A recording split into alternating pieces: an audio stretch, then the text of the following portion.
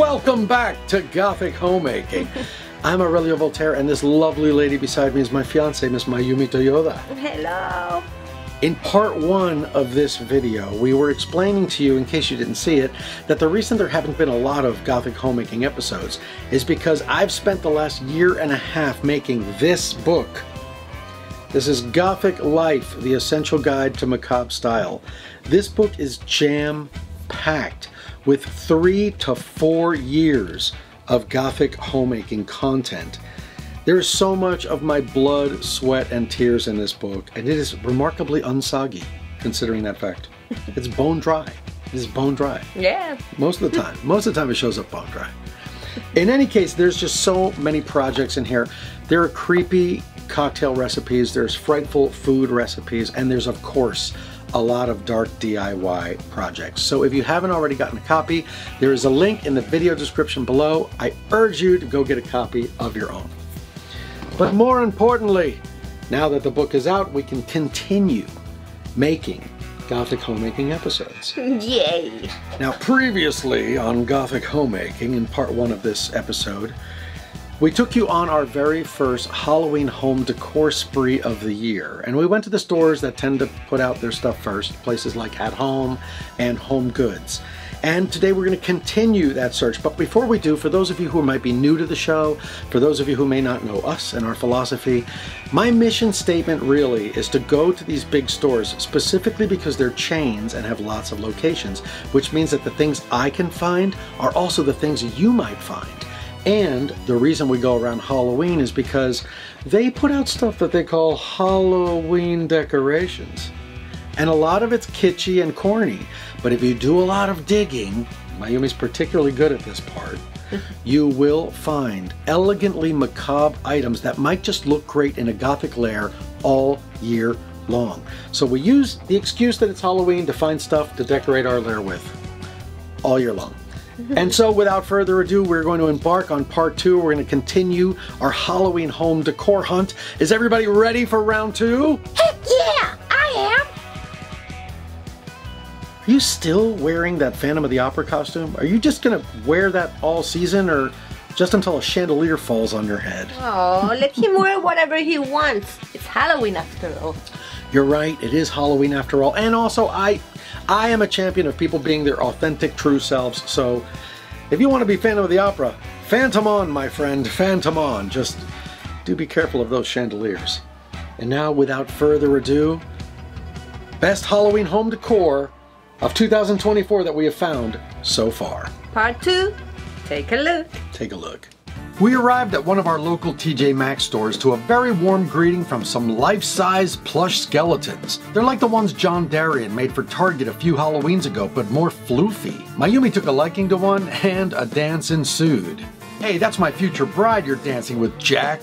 Mayumi and I don't argue often, but when we do, it's about whether we should get cat-shaped sponges or these vastly superior bat-shaped sponges. In other words, we only argue about the most important issues of the day.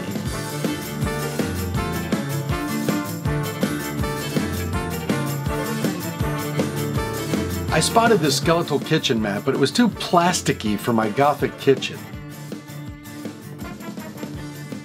Then Mayumi spotted a skeleton rug made of more natural materials. The skull was just a bit too derpy for the lair. Now this is the kind of rug that is just right. Spooky, but just understated enough for year-round use in a macabre home. I love the design of this blanket all the way to the marrow in my bones. But these kinds of blankets always feel very synthetic to me, like they're made out of fossil fuels. That might be because they probably are made of fossil fuels. Then I spotted this classic design that looked like one of my old skull sweaters from back in the day. It felt much more natural, and Mayumi took to inspecting it in her own way. I'm trying it. It's good. Oh my God. Mira, esta suavecita. I felt we needed a king-size one because it's good to be the king. But Mayumi insisted we needed a queen-size one for our coffin, and she turned out to be right, as usual. Can't win them all. Our next stop was at TJ Maxx in Chelsea, where we were greeted by a delegation of gleeful grinning ghosts, as well as one big skeleton. Mayumi had lights in her eyes for this one, but I don't think there was anywhere in the Lair we could put it unless we got rid of Orville. A more size-appropriate skull Mayumi really took a shine to was this disco skull with light-up eyes. I found this candelabra again and was considering if I'd finally buy a couple, when I suddenly heard a friendly lady named Barbara calling my name. I love to see your videos so I can find something in the city, because nobody posts the city. Oh, really? It's small stores, so I guess it's hard to find stuff. It's a dirty job, but somebody's got to do it. It was so lovely to have that young lady recognize us in the store, wasn't it? Yes. There have been so many people this season who have come up to us during our Halloween home decor hauls and have stopped us to say, we love you guys, we watch the show, we really appreciate what you do. It's been really amazing. Oh, remember that guy in New Jersey who recognized us? In the home goods store? Yes. And then we saw him at like 2 more stores the same day. Yeah, there have been a lot of people who have stopped us. A couple of weeks ago we were shooting in Disney World. Oh, true. And we were stopped like a dozen times a day. You know, if you see us in the wild, do not hesitate to come up and say hello. Yes, we love it. We really do. We really love that you guys are watching the show and that you appreciate the show. You know, I always say nobody hates being liked. And nobody hates being told that they're doing a good job. We really love that, and it really encourages us to carry on. So thank you so much, and keep coming up to say hello. Yes. And now, what do you say? Should I get back to that candelabra I was looking at? Yes. And don't worry, it's not the kind that hangs from an opera house ceiling. Well, then I found another one of these candelabras, and since I didn't have to paint it black, I bought 2 of them. I reflected on getting this mirror, but ultimately chose this incredible decorative bottle. It really looked like it might belong in an actual vampire or witch's lair. Then I spotted these incredible charcuterie boards. I love that they're made of natural materials, and the sculpting on the tombstone was truly fantastic. So I made the grave decision of buying both of them. Now the trick to treating Mayumi to something she'll love is if it's cuddly, and she seemed to really love cuddling up with this skeletal fellow. Maybe even too much so. Get a tomb, you guys. Get a tomb. Seriously though, should I be jealous? Never mind, I'll get my own pillow to cry on. Our next stop was our neighborhood Marshalls, where we thought there was a line of fellow Halloween fanatics. But no, they were just lined up for pastrami sandwiches. Awesome, more Halloween stuff for us. The Halloween section is always ingloriously assembled under the escalator at this store, and you have to really dig to find something you'd give a hoot about. The trick is to keep your eyes open, move stuff that makes you say boo, to unveil things that make you say ooh.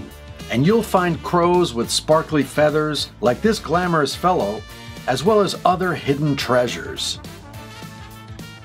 But keep your head on your shoulders and stay focused on the hunt, or you'll find 0 gems for you to take back to your haunted home.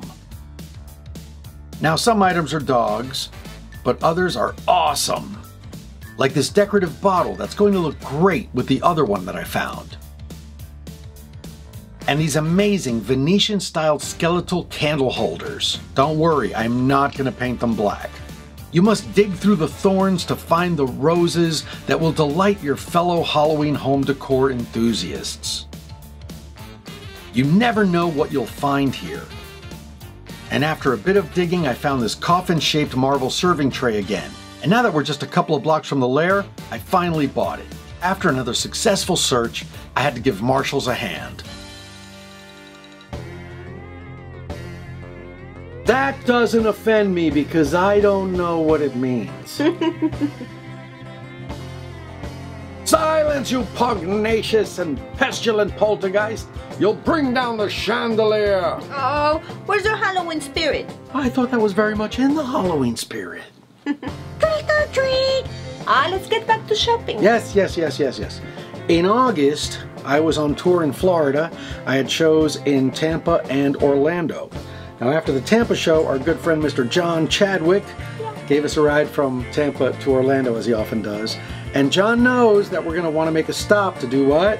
Halloween home decor shopping. I was going to say Waffle House. That too. That too. But on the way from Tampa to Orlando, we stopped at a little place called Joann Fabric in a town called Lakeland, Florida. Take a look. We arrived at Joann and we were instantly greeted by some extremely useful items for my Gothic kitchen. These cheese spreaders and bottle openers will be a welcome addition to my skeletal cutlery collection. They also had these, which I bought last year. In the baking department, I found these measuring spoons, which I think will come in handy on my next baking project. And I also picked up these ice tongs because why not? But this storage jar was the item that really had me coming apart at the seams. I love that they had black silicone molds, and these gravestone ones always come in handy for various projects. I thought these had a lot of heart, and brains ain't no lies. I use these for making ice. In fact, I used one for making this frozen grape juice centerpiece for my poltergeist punch recipe in the Gothic Life book. They're great. I always pick up some of this decorative lace. I find it really useful for a lot of different situations. I recently used some for making a gossamer lace doorway, another very easy dark DIY project you will find in my Gothic Life book. That project is as easy as it is eerie. These candles gave me a tingle down my spine, so I bought them in black as well as in white. We buy these storage boxes every year. They're very useful for hiding your hideous clutter, and they help us to manage our mess. I was particularly froggy about this design, and I hopped right on it. It also came in a faux book storage box design. Not bad, but you already know I'm partial to my very own treasure tome designs. They're much sturdier and much more realistic than the ones you get in these stores, but as it happens, I have a project coming up that requires some of these storage boxes, so I picked up a few of them. By now you probably know that I avoid kitchen towels with slogans on them, but rules are made to be broken, and I felt drawn to this one. But this Halloween sign ruled out what I thought could have been a lovely year-round design for a Gothic kitchen. Instead I chose this one, and I just may not display the silly little skeleton on the back. Speaking of silly skeletons, while I may not decorate my home with them, they're still a super fun part of Halloween. Save yourself and run away. I don't run away from Halloween skeletons, I join right in on the fun and get into the groove. I mean really, what better way to spend your hard-earned cash than on a well-executed skeleton dance? Amongst their skeletons, they had an actual sculpture of me editing this episode. And while I don't normally buy resin statuary, I had to have this lovely little haunted house on a cliff. Next, I spotted this reoccurring design we have several versions of. This one was resin with an electric tea light.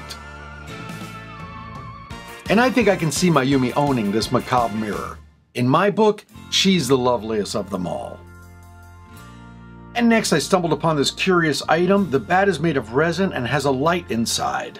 The base is made of metal, which I loved, and I really adore the spider web that looks like one of my own hand-drawn designs. Overall, a truly intriguing item I had to bring back to the Lair. Honorable mention goes to this cookie jar that I really liked, but there's nowhere to put it in my tiny Gothic kitchen. Big high five to Joann Fabrics for another great collection. Back in New York City, we grabbed some city bikes and we cycled up to our local Michaels, where they had just put out their Halloween offerings.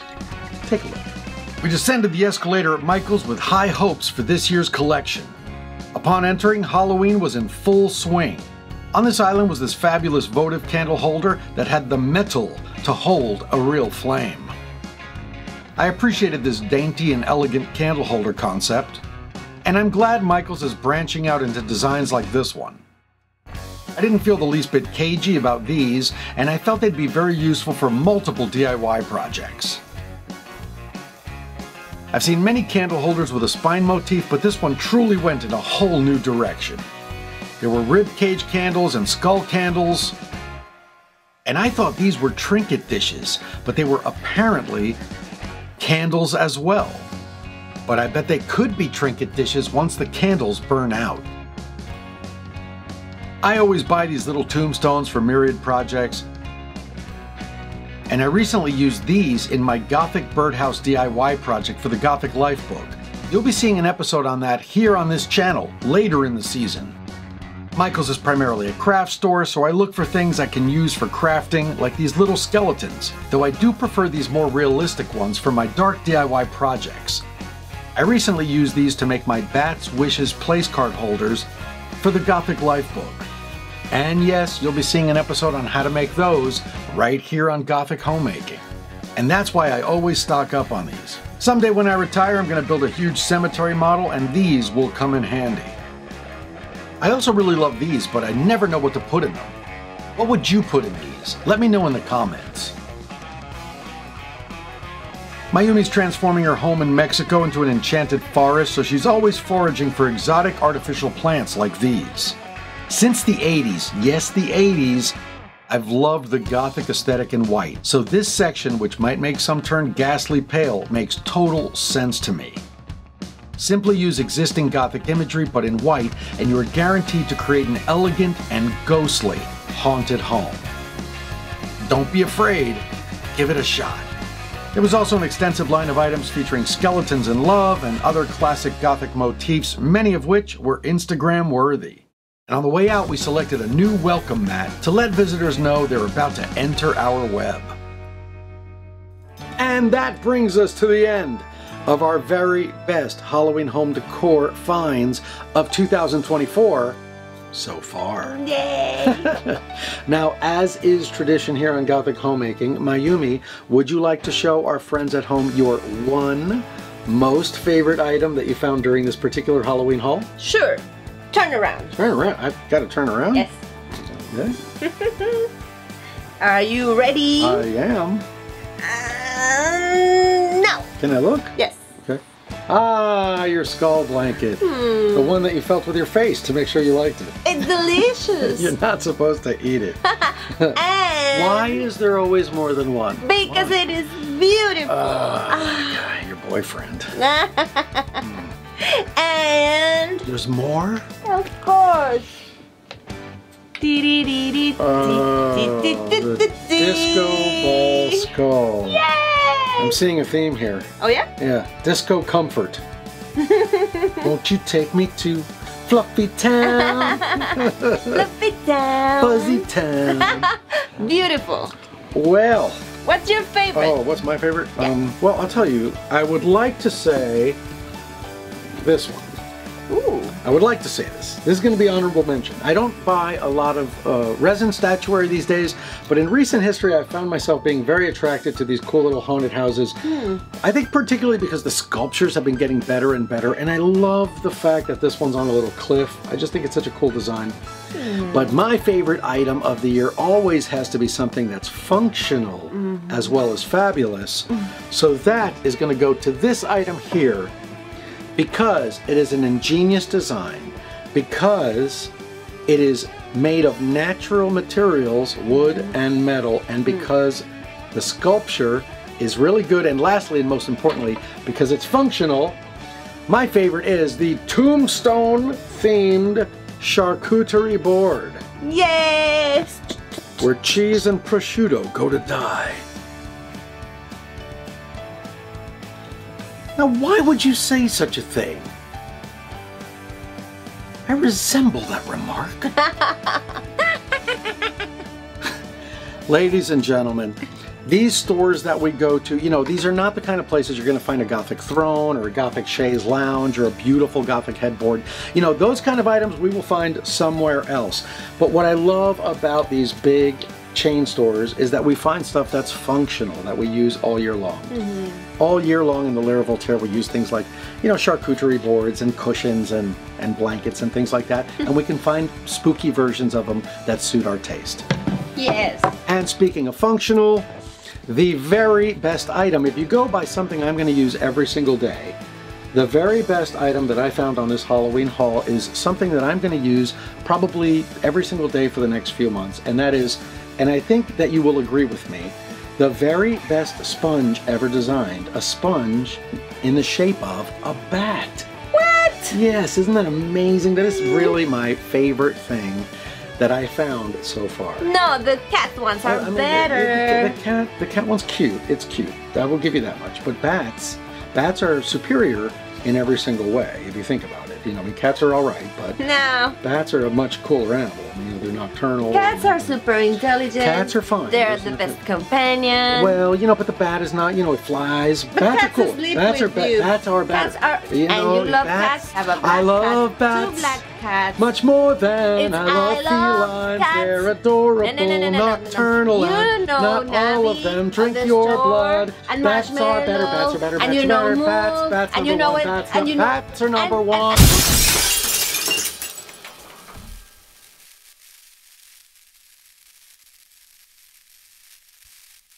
Well, that's gonna leave a mark.